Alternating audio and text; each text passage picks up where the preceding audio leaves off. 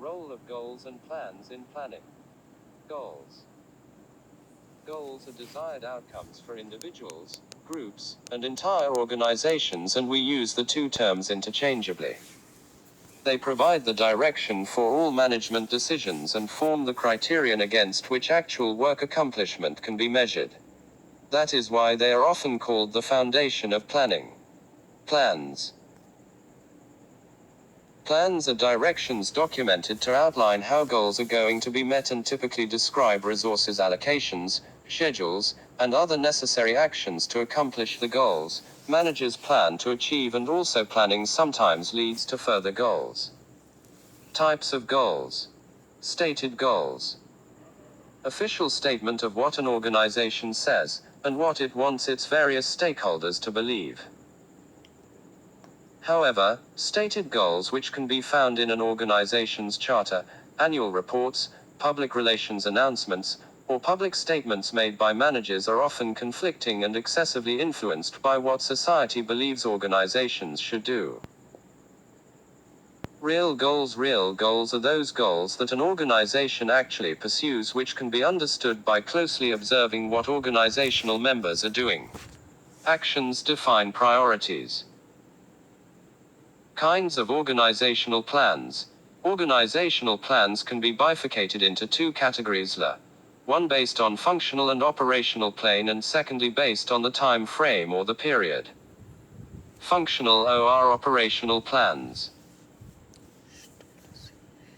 Strategic plans. Strategic plans are the plans developed to achieve strategic goals more precisely. A strategic plan, a general plan outlining decisions of resource allocation, priorities, and action steps necessary to reach strategic goals, i.e., like organizational expansion, diversification, mergers, etc. These plans are set by the board of directors and top management and generally have an extended time horizon, and address questions of scope, resources deployment, competitive advantage, and synergy. Tactical plans. A tactical plan, aimed at achieving tactical goals, is developed to implement specific parts of a strategic plan. Tactical plans typically involve upper and middle management and, compared with strategic plans, have somewhat shorter time span, and a more specific and concrete focus. Thus, tactical plans are concerned more with actually getting things done rather than deciding what to do. Operational plans. An operational plan focuses on carrying out tactical plans to achieve operational goals. Developed by middle and lower level managers, operational plans have a short-run focus and are relatively narrow in scope. Time frame for planning. Long-range plans. A long-range plan covers many years, perhaps even decades. Common long-range plans are 5 years or more. Intermediate plans. A plan that generally covers from 1 to 5 years and especially important for middle and first-line managers. Short-range plans. A plan that generally covers a span of 1 year or less.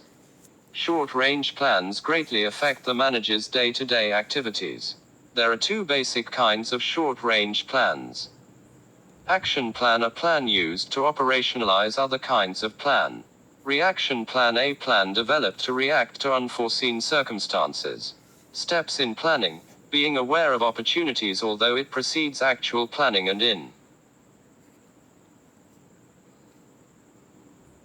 therefore not strictly a part of the planning process. An awareness of opportunities in the external environment as well as within the organization is the real starting point for planning. All managers should take a preliminary look at possible future opportunities and see them clearly and completely, know where they stand in light of their strengths and weaknesses, understand what problems they wish to solve and why, and know what they expect to gain. Setting realistic objectives depends on this awareness. Planning requires a realistic diagnosis of the opportunity situation. Establishing objectives. The second step in planning is to establish objectives for the entire enterprise and then for each subordinate work unit. Objectives specify the expected results and indicate the endpoints of what is to be done, where the primary emphasis is to be placed, and what is to be accomplished by the network of strategies, policies, procedures, rules, budgets, and programs.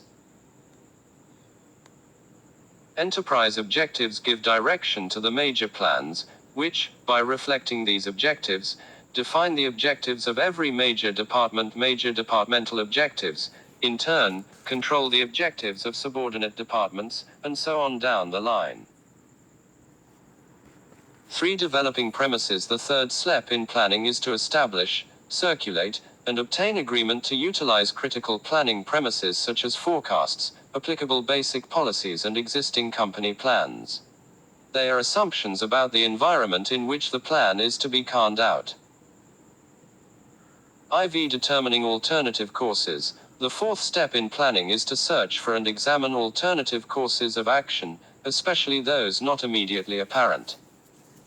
There is seldom a plan for which reasonable alternatives do not exist, and quite often an alternative that is not obvious may turn out to be the best.